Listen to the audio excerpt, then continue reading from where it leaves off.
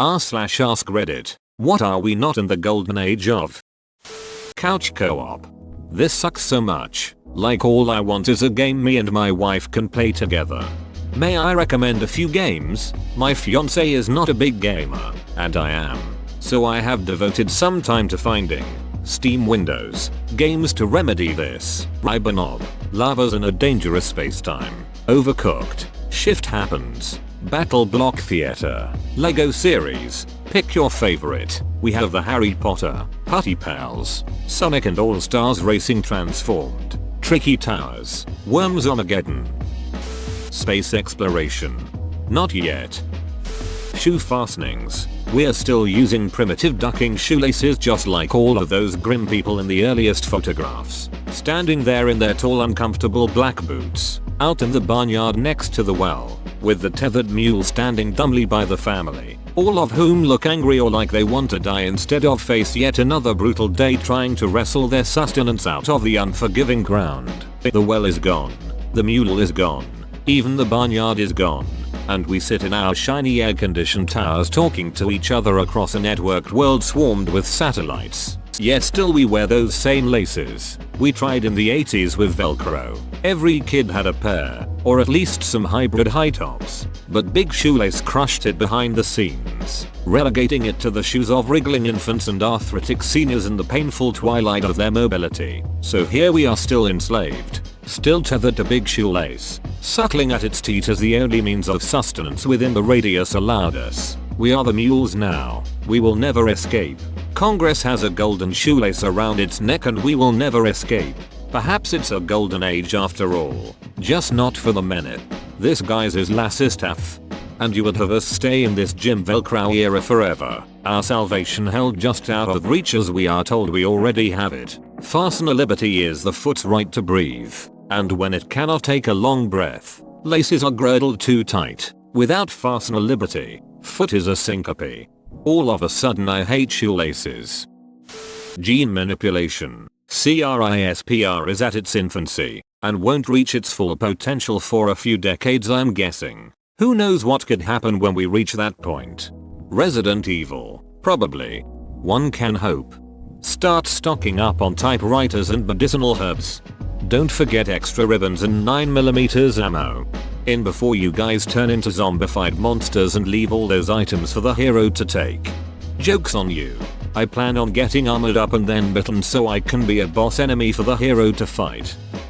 Internet piracy. That was back in 2009 where you couldn't swing a dead cat without hitting a torrent site. Mega uploads was still a thing. And hardly anyone was getting notices from their ISP saying pirating is bad. PLZ stop. Those were the days. I could find any textbook, any movie, any game. People will literally say this about today and the future. You can still access practically anything with a VPN and a few websites. There are enough powers at play aiming to change the internet that I would be shocked if that's still the case in 5 years, let alone 10.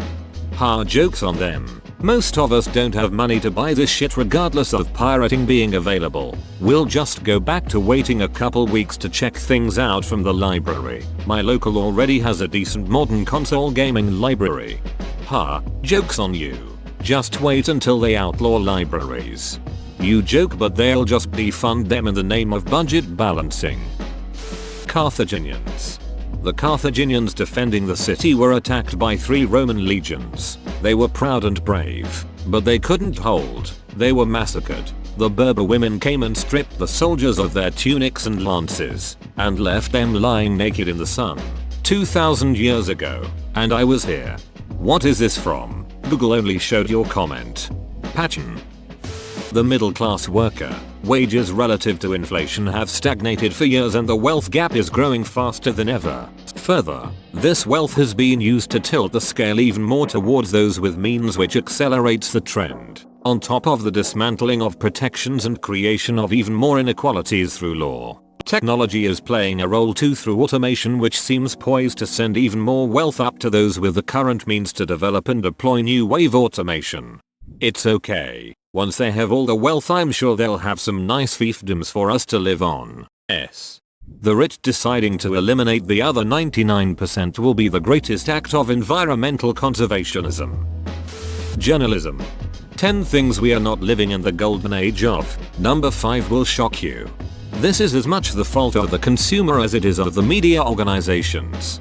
Back in the day when newspapers reigned king, you needed to buy a subscription, or at least pay for a paper one at a time, and there was no getting around it. You wanted ethical journalism. You paid for it. Today consumers feel considerably more entitled to free journalism all the time. Reddit consistently complains about clickbait journalism, for good reason. Yet many of these users are the same ones who will turn their noses up at the idea of paying a subscription fee to a respected media organization because there's so much free shit out there. So there you have it. In the end you get exactly what you pay for. If you want your news for free, expect to be bombarded with ads and clickbait. Japanese feudalism, I guess. Just wanna hire a samurai. But I can't afford to hire a samurai because I'm paying off my student loan. Then there's a new article titled "Millennials are killing the samurai industry." There's a whole bunch of millennials who want to hire samurai, and a bunch of others who want to be samurai. I see a potential for a new $1 million matching app and a big gap in the job market. Nokia. Wow, I haven't heard that name in long time. I went on their website and it says be less selfie, be more bothy, although you can use the front camera and rear at the same time. 4K video and 2K screen with 64GB storage and SD slot. I might look into it in the future. Virtual reality. We're starting to get there though. I give it another 5-10 years before it enters its prime. The only thing holding it back is its expensimo. I gave the Vivendel's headset a try at PAX and I have to say it really did blow my mind. I wasn't expecting much because I figured its lack of widespread popularity was because the technology wasn't really there yet. But it's pretty incredible. So much more immersive than I expected. Once we get to a place where people don't have to spend a lot of money to beef up their computers and the headsets are a little cheaper, it'll totally explode. Yeah, I think it really just needs development time money. Most games are just at the tech demo level. I'm excited to see the real deal full games experiences come out for it. Bodybuilding. Go look at the recent Mr. Olympia winners and compare that to the days of Schwarzenegger. Night and day. The bubble gut is killing the sport. Abs looking like Ninja Turtles. Yep, I was watching something about Schwarzenegger on YouTube and I might not swing that way, but I was definitely admiring. Today instead of looking like Greek gods and perfectly chiseled Roman statues, they look like, well, like the bad guys that Greek gods would fight. Almost monstrous in aspect. It's incredible. If Arnold competed now he'd be ridiculed. He was literally the perfect mix of ducking huge and still human looking. These new guys look like plastic toys from some absurd cartoon. Alchemy. To be fair, this is the first time in history we've actually been able to turn lead into gold, even if it's very costly and impractical. MMOs. WoW peaked at about 2010 to 2011 with around 12 million subscribers. Second Life peaked at about 2009 to 2010. RuneScape peaked at 5 million in 2007 to 2010. AN peaked at about the same in 2010 to 2011. So for sure, we are past golden age. The golden age of MMOs is somewhere between EverQuest and WoW, in my opinion. That's where you saw an explosion of different titles, styles, and developers. The transition from subscription to free-to-play and freemium models. I think that's fair. If you look at how golden age is used in most other industries, it's periods of rampant creativity and many names each holding lasting merit. 2010ish was probably the height of MMOs, if you'll allow the distinction. I'm definitely a member of that second wave. Played WoW as a hardcore raider for 8 years, so I have no nostalgia for the late 90s early aughts MMOs, but I recognize what they brought to the scene and what was lost with WoW's domination. Smallpox. From my point of view, the vaccines are evil. Then you are poxed. Rock and roll. That's come and gone. Hey, my, rock and roll will never die. Toilets. Either make them all flush automatically or make them where you have to push the handle down. If it's one of those automatic ones, Please make it smart enough to not flush while I'm just sitting down or mid-shit. I like to wipe down the toilet seat before I sit on it and throw that toilet paper in the water to avoid any splashbacks up my a-hole. Half the time it doesn't work because the toilet will just flush before I even sit down.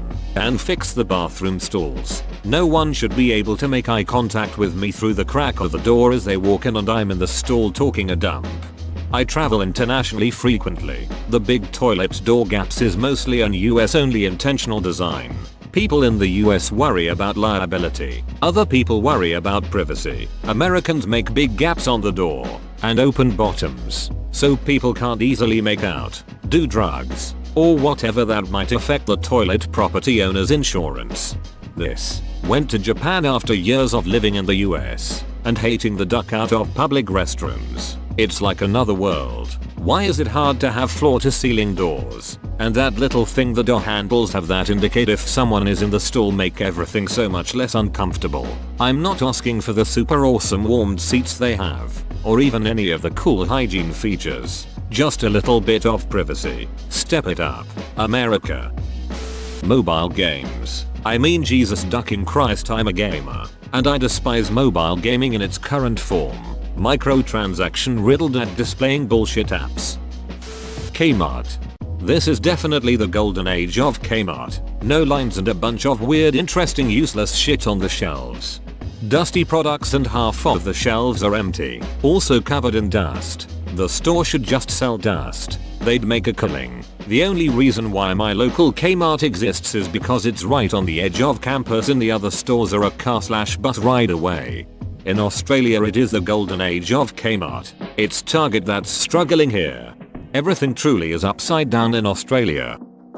Honestly, TV is getting worse and worse. And I don't mean the shows. Those are great. The experience of watching TV is dying. And it's these horrendous cable boxes that are killing it. And somehow every new one is worse. When something free like Kodi is better and more responsive than whatever the duck is officially running on a cable box, it's time to fire your developers and find real ones. Trebuchets. Sadly the time for such exquisitely engineered siege machinery is past. What if I need a rock to hit a stronghold about 300 meters away? WWE. WWE's booking and creative to be specific. Holy shit, do they not know what they're doing and they're just showcasing it right out in the open.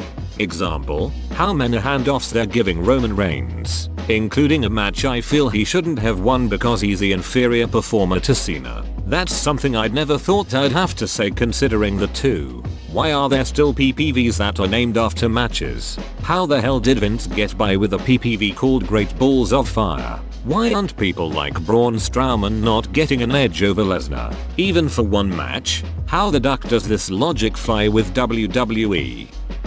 South Park. It's still really good but early to mid-zeros were another level. Make love, not Warcraft. Greatest episode of all time.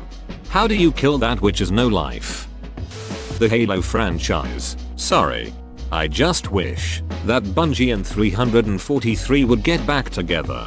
Man. 1, 2, 3. The 3 perfect discs. Shopping malls. They are super dead and getting a little deader every day.